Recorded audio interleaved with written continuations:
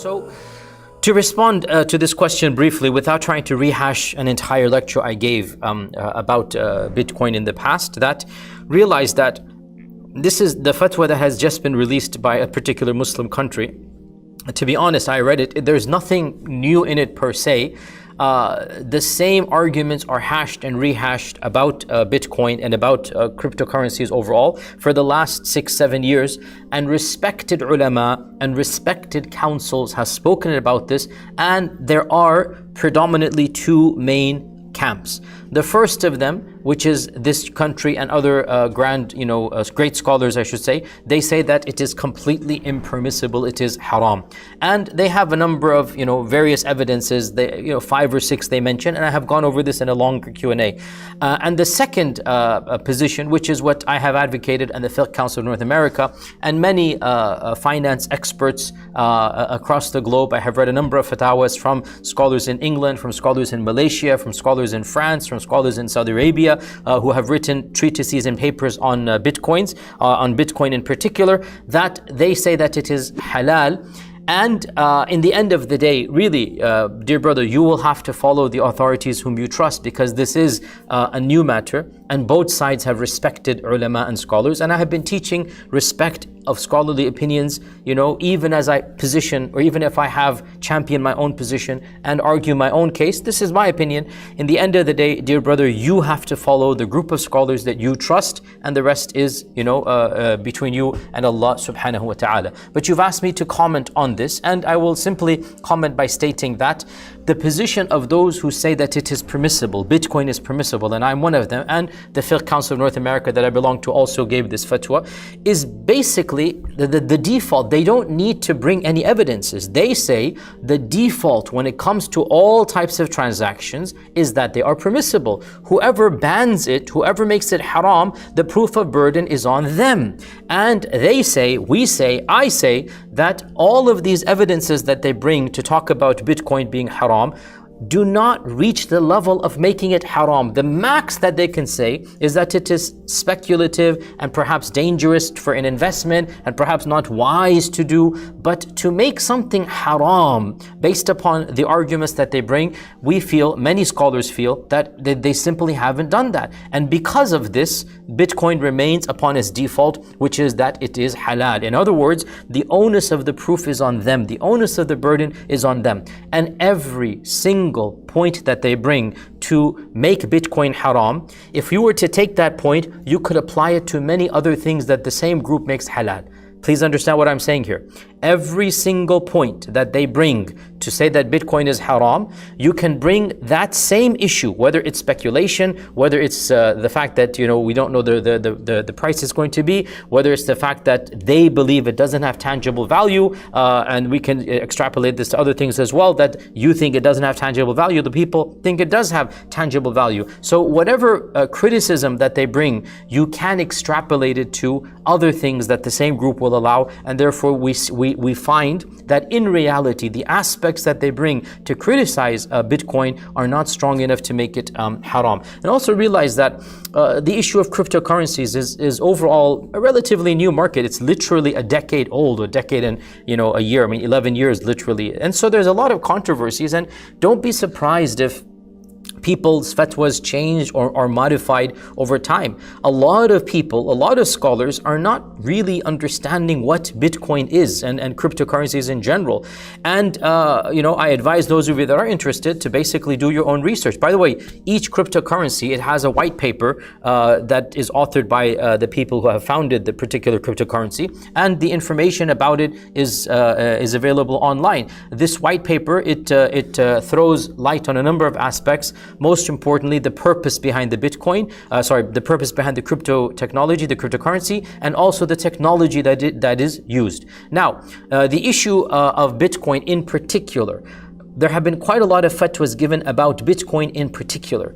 I am not aware of any detailed fatwa that has gone into cryptocurrencies overall. I'm sure there are, I just haven't come across them. Cryptocurrencies is broader than Bitcoin. Bitcoin is the first and the most famous, and as of today it is the most expensive, or as of right now it is the most expensive Bitcoin. But the fatwas that have been given are particularly about Bitcoin, and you can extrapolate them to Ethereum and to some of the more established coins. The problem comes, there's no question that because of the success of Bitcoin, a lot of cryptocurrencies have been formed that are completely useless. They are formed by unscrupulous people who basically want to enact a large Ponzi scheme. A Ponzi scheme is where you take the investment of the later group in order to pay off the earlier group, so that it looks to the earlier group that a profit has been made. The people feel there's a profit being made, and so they come in. The next wave is then used to pay the middle wave, and then the middle wave makes a profit, and then when you get a very large profit, all of a sudden somebody disappears, the Ponzi scheme collapses, and it turns out it was a huge fraud from the beginning. And this is named after one of the first people to do this, so Ponzi was his name, so it's called the Ponzi scheme. There's no question that some of the newer cryptocurrencies, many of them might actually be elaborate Ponzi schemes. However, just because some of these or many of these are Ponzi schemes, it doesn't mean that every one of them is. So we don't throw out all of the apples in the barrel just because 1 or 2 or even 10 apples are bad or corrupted. We look at them, bit by bit, bit by bit, pun intended, with Bitcoin. And Bitcoin in particular, the Fiqh Council has issued a fatwa by naming Bitcoin only, and we did not talk about the rest of the cryptocurrencies. Now we can extrapolate, as we said, to the stable and the established currencies in the cryptocurrency market, such as Ethereum, such as Cardano, such as Tether. These are established by now, and the Fiqh Council's fatwa can easily be extrapolated to these ones as well. Basically, any established coin that has a legitimate purpose and that is based on the blockchain technology, it does appear that once it is established and people are now actually using it in the real world, that inshallah it will meet the same criteria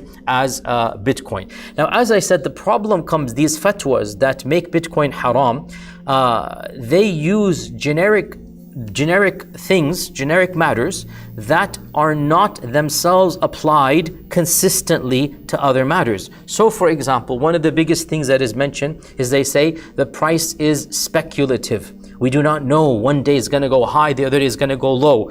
And of course, so are the prices of stocks. So are the prices of currency trade. We do not know if there's a crisis in, let's say, Japan tomorrow. Japan, the Japanese yen and the American dollar, the exchange rate might change completely. It's very volatile, especially if a country is engaging in trade or civil war or something of this nature. Things might happen.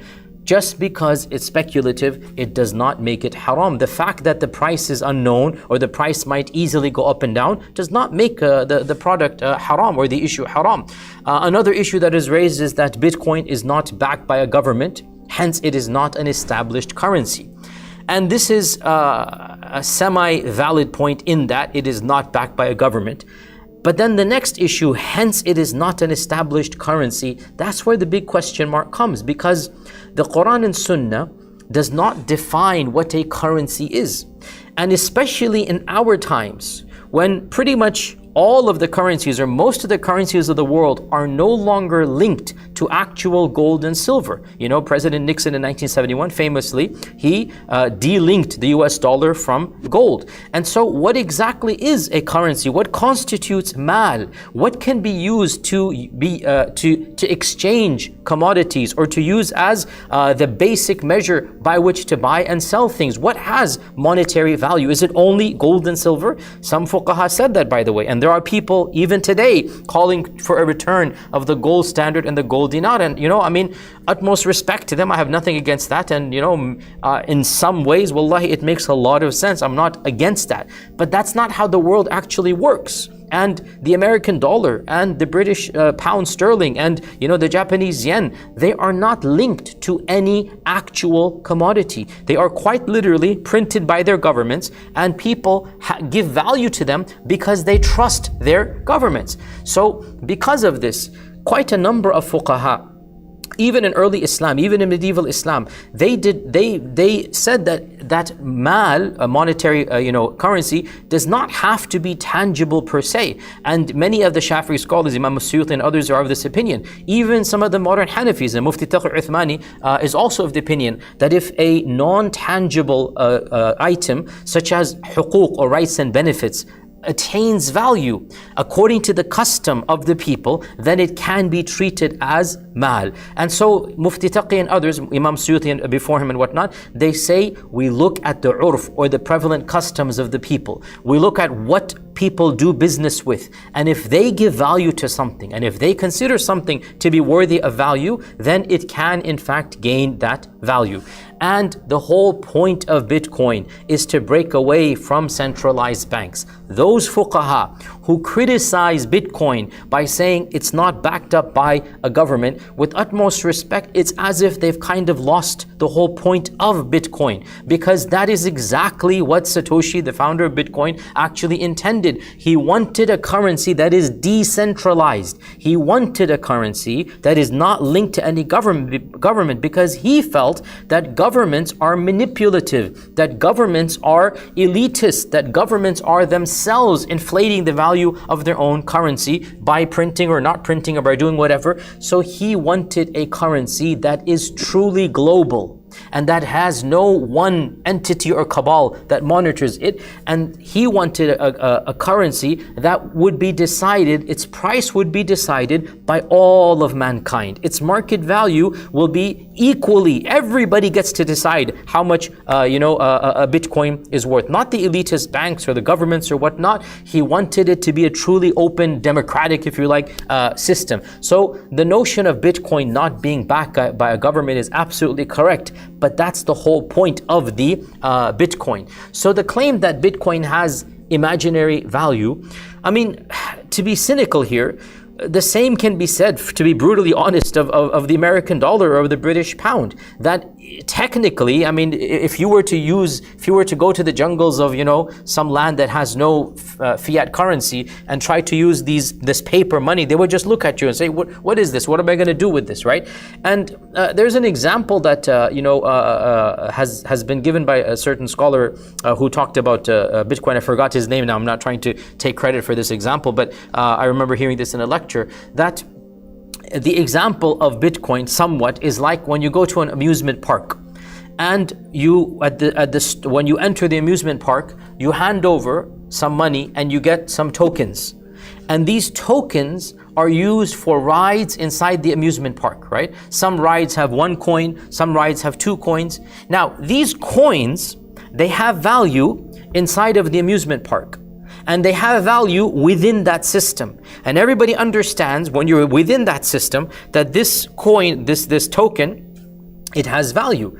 However, outside of the amusement park, if you were to take this, token that is used in the amusement park and you were to try to buy food outside of the amusement park, or you go to another place, they're going to just look at you. What is this? We don't know what it is. So this token has value amongst a certain group of people, and it has no value amongst another group of people. The fact that one group does not consider it to have value doesn't mean that it actually doesn't have value. And a simple example here, that suppose you purchase, let's say 10 of these tokens, you go to the amusement park, you have 10 of these tokens, okay, and you want to play some games and you want to do some rides and whatever, and then all of a sudden, your wife calls you up and says, where are you? You have some guests coming. By the way, what are you doing at an amusement park without your wife there? Astaghfirullah. But anyway, hypothetical example. Your wife calls you up and says, you need to be home, and you have these 10 tokens, right? And you have to leave the amusement park. What if you were to sell these tokens on the spot to somebody else? And suppose that person didn't want to walk all the way back to the entrance. Suppose it's like, Disney World. Those of you that have been, it's a massive, park, and you don't use cash in there, by the way. You do not use actual cash. They have their own currency, inside. By the way, this is real. They have their own currency, their own tokens and whatnot inside a Disney World, right? So suppose that person didn't want to walk all the way 20 minutes. And those tokens, you purchased them for $10. You're like, okay, I have these 10 tokens. You want them for 20? Instead of walking back, I have them right here. And suppose the token place closed down, and now you have the tokens, you have the ability to sell them inside the park. Is anybody going to say that is haram? It's clear, it's halal, because you have the tokens and this person wants to buy them, and according to you and this person, this token has meaningful value. It has something that the people inside this park, they believe. So what exactly constitutes fake currency? In reality, a currency is only as strong as the people who believe in it. And the more people believe in it, the stronger it becomes. So you now have established cryptocurrencies. Bitcoin is the most established. And because it has a limited amount, and because it is halving every so many years, and within a few decades, there will be no more Bitcoins to actually produce, right? So Bitcoins are being mined if you know how they're produced. And so once you purchase a Bitcoin, you are, or even a fraction of a Bitcoin, that is it. You are taking a permanent, portion, and once the Bitcoin runs out, there will not be any more Bitcoins produced. After that, it's going to be bartering. It's going to be handing Bitcoins over, back and forth. The same goes for Ethereum and Cardano and Tether and all of these major ones, that they do have value amongst the people who believe in them. Millions and millions of people. In fact, some governments have now opened up the door to accept Bitcoin as their official currencies as well. A number of governments have begun this, right? And so the claim that Bitcoin has no intrinsic value is simply the same as saying, the money that is used inside of Disney World has no value. No, it does have value for the people who believe in it. By the way, just FYI, when it comes to cryptos and Bitcoin, there are two major categories of people. The first of them, well, there's a third, they don't want to get involved, that's fine. Two that are actually involved. The first of them, they want to get rich off of it in dollars or in their currency. So they want to buy when it's dip, and then want to sell when it rises, right? And this is probably the majority of the people. They want to buy, and this is in and of itself halal, because it's like, imagine if the Japanese yen and the American dollar, imagine if you felt, because you were expert in Japanese foreign policy, you felt that the dollar is going to rise in power. So you invested in this in order to then mark it off of the Japanese yen. That's your speculation. It's halal in and of itself, as long as it's done on the spot and the money exchange is done immediately, it is halal. So if you do this with Bitcoin as well, it is intrinsically halal, nothing wrong with that per se. But you have a second group of people, and these are called the hodlers, H-A-D-L, hodl. And that basically means you're going to hold on and never let go. And these people actually believe that Bitcoin and these other cryptocurrencies will eventually replace the dollar, or if not replace, at least become an actual bona fide global currency. Now, that might seem far-fetched, but if anybody is following what's going on in the world, day by day, news keeps on coming out that seems to indicate that Bitcoin and Ethereum and these major brands really are situating themselves to become a de facto currency within maybe even a decade, if not earlier than that. So what people used to scoff at 5-7 years ago, now it seems to be pretty mainstream, and perhaps even you can see it in the near future.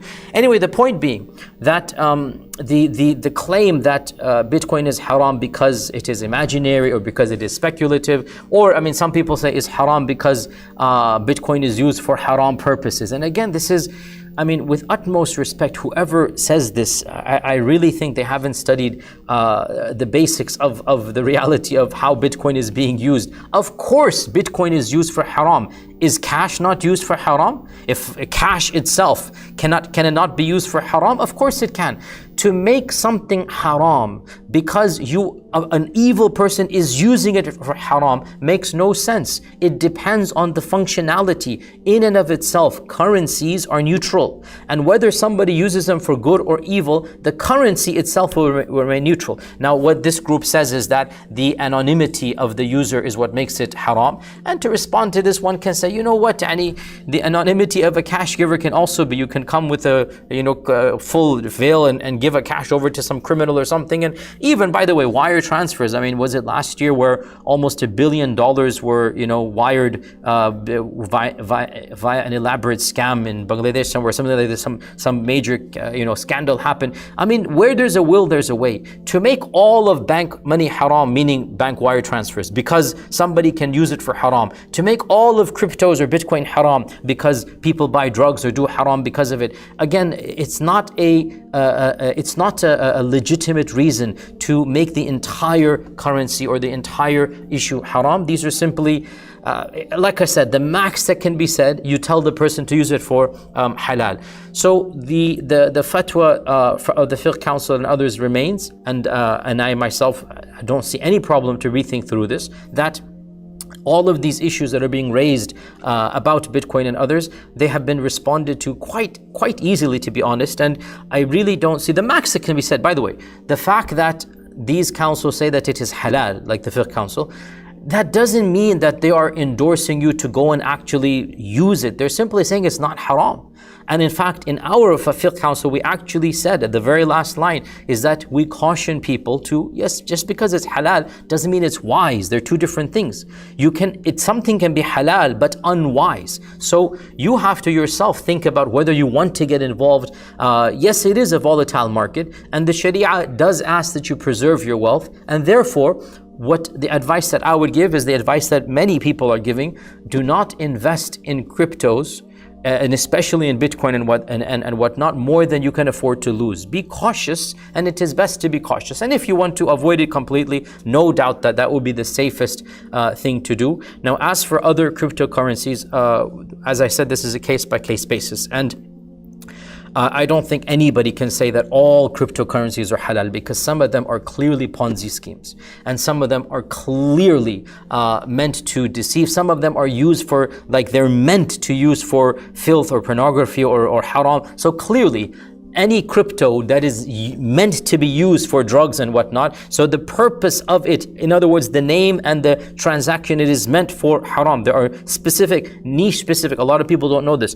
there are niche specific cryptocurrencies. So for example, there's cryptocurrencies for dentists, that's a valid cryptocurrency. There's cryptocurrencies for the types of business transactions. There's cryptocurrencies for niche markets. They're saying this is going to be the way forward. Okay, I mean, I understand that, but there are cryptocurrencies for haram things as well, like drugs, like alcohol, like fahish and whatnot. Clearly, those cryptocurrencies are haram, no question about it. And there are also cryptocurrencies that seem to be very fake or Ponzi schemes. Those two would be haram. But any currency that is based on your standard blockchain technology and is established by large groups of people such that really it's impossible, really almost impossible, realistically impossible for it to collapse or become a Ponzi scheme. Generally speaking, the default of the Sharia would still be that these types of things are halal. Whether they're wise or not, that is up to you to decide. And the default position that I would say is that do not get involved in cryptos unless A, you really know what you're doing, you have studied, you have done your job researching, and then B, you only put in enough that you can really afford to lose. If la qaddarallah, something were to happen, then it's a loss, but it's not the end of your livelihood or life. So be wise. The Sharia wants you to protect your income and savings. And so with that, I respect the scholars who gave this fatwa. I respect the council. May Allah Azza wa Jal. And interesting, by the way, I have to say this. The country that said it is haram last week, the neighboring country, another Muslim majority country, their council said it is halal. So go figure, you have two Muslim majority countries, right? And one council said it is haram, and the council next door said it is halal. So again, with utmost respect to all of our viewers here and to the people of the council, you have to decide who do you trust, and you have to decide whether the person that you're listening to really does understand what cryptocurrencies and Bitcoin is, and whether they've done the research and whether they're qualified to issue the verdict. You make that decision and then leave the rest. Don't worry, respect the other opinion, and I respect this council and the fatwa that it has given, and you follow what you think is the better opinion. Wallahu ta'ala a'lam.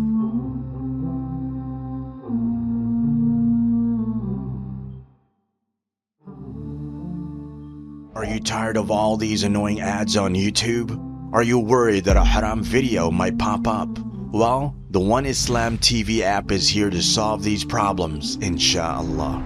The One Islam TV app is 100% free of any ads and is safe to browse for your peace of mind. Watch or listen to lectures and lessons while you work, rest, or drive with your device switched off. Watch videos on demand or download videos and watch offline. Watch hundreds of high-quality produced Islamic reminders, Quran learning videos, stories of the prophets, and so much more. 2 to 4 new videos uploaded daily, inshallah. One Islam TV is 100% run and owned by Muslims, which means a small amount you pay for your subscription is a SADAQAH JARIYAH, continuous charity for you, as we use the funds raised to continue producing more beneficial videos and reminders, inshallah. The One Islam TV app is now available on Apple devices, Apple TV, Android devices, Android TV, Amazon Fire TV, and Roku. so you can watch on most devices and smart TVs. Download now for a free 7-day trial. May Allah reward you for supporting our work.